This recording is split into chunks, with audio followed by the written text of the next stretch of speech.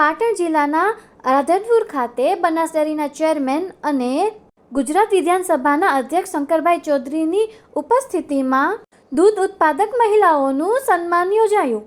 મહિલા જાગૃતિ કાર્યક્રમ યોજાયો અને આ પ્રસંગે બનાસ ડેરીના ચેરમેન શ્રી શંકરભાઈ ચૌધરી અને સાંતલપુર તાલુકાના બનાસ ડેરીના ડિરેક્ટર રાધાભાઈ આહિર અને રાધનપુર વિધાનસભાના ધારાસભ્ય લવિંગજી સોલંકી અને જિલ્લા પંચાયતના પ્રમુખ હેતલબેન ઠાકર અને પાટણ જિલ્લાના પ્રમુખ રમેશભાઈ સાધવ અને બનાસ બેંકના વાઇસ પ્રેસિડેન્ટ કેશુભાઈ પનાવ, રાધનપુર નગરપાલિકાના પ્રમુખ ભાવનાબેન વિક્રમભાઈ જોશી અને અન્ય મહાનુભાવોની ઉપસ્થિતિમાં રાધનપુર ખાતે આવેલ દૂધ ઉત્પાદક શીત કેન્દ્ર સાથે વિધાનસભાના અધ્યક્ષ સાથે મહિલા જાગૃતિ દિવસ પણ ઉજવવામાં આવ્યો. આ પ્રસંગે શંકરભાઈ ચૌધરીએ જણાવ્યું કે ગોબર ગેસ તૈયાર કરવામાં આવેલ હવે પશુપાલકો દ્વારા ગોબર ગેસ અને મળમૂત્ર પણ લેવામાં આવશે.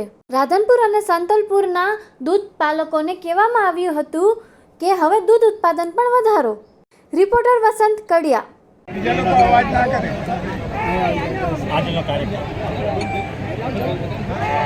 ગાય ભેંસના દૂધમાંથી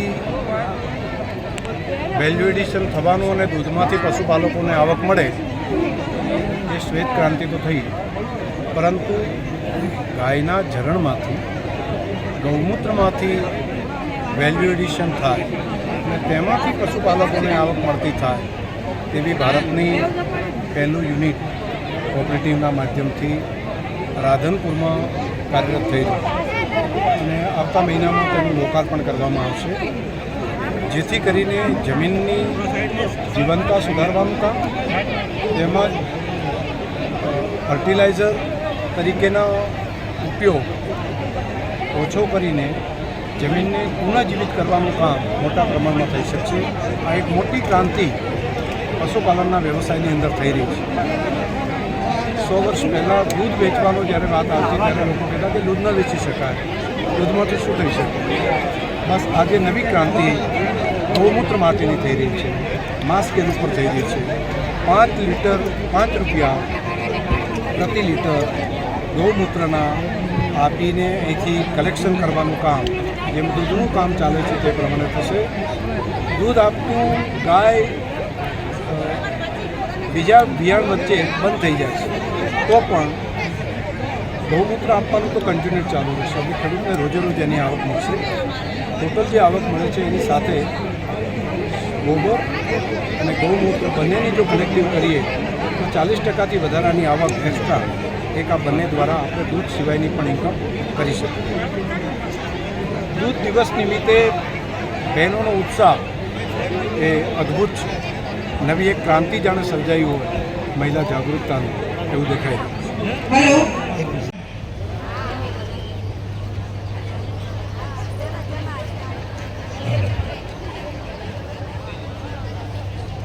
તો ખાસા ટાઈમ જઈને બેઠા હશો બધા, બધું સાંભળ્યું. આપણી બહેનો પ્રેઝન્ટેશન કરતા હતા, પીપીટીથી પ્રેઝન્ટેશન કર્યું પહેલી વખત, પાવર પોઈન્ટ પ્રેઝન્ટેશન થયું ને, અહીં દેખાતું હતું એ બોલતા હતા બધું, એના વિડીયો બાકી બધું સમજાયું હતું બધું. તો આમ હાથ ઊંચો કરો ખબર પડે, બાકી તો હા તો બરાબર.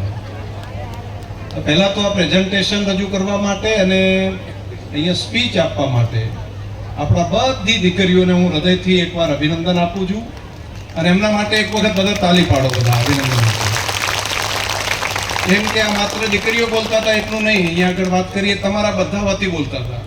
દરેકનું કોન્ફિડન્સ ઊભો થાય, દરેકનો આત્મવિશ્વાસ વધે એવું કામ આ દીકરીઓએ કર્યું. એમના માટે અભિનંદન. બધાને હું નથી સાંભળી શક્યો, પરંતુ એનું રેકોર્ડિંગ થયું છે એ બધાનું હું જોઈ લઈશ એક વખત ગાડીમાં બેસીને પણ, એટલે બધાને જોવાનું પણ મને મળશે બધાને. એક આપણે એમડીશ્રીએ વાત કરી, ઘણી બધી ચર્ચા કરી, આપણા લવિંગજીભાઈએ પણ વાત કરી અને આજે આપણે સદભાગ્ય છે કે આપણા કાર્યક્રમમાં જિલ્લાના પ્રમુખ માન્ય રમેશભાઈ સિંધવ એ પણ બધાની વચ્ચે આવ્યા છે. રમેશભાઈ આ બાજુ આવો ને, બધા ઓળખે તો ખરી. આમ દીકરી તું આવી જાય, જિલ્લા પંચાયતના પ્રમુખ છે ને રમેશભાઈ સિંધવ છે, જિલ્લાના પ્રમુખ છે, એ પણ અહીંયા આજે ઉપસ્થિત છે. લવિંગજીને તો તમે બધા આવો. લવિંગજી એકવાર તાલીમ ભલામણા પડાવો હોય તો.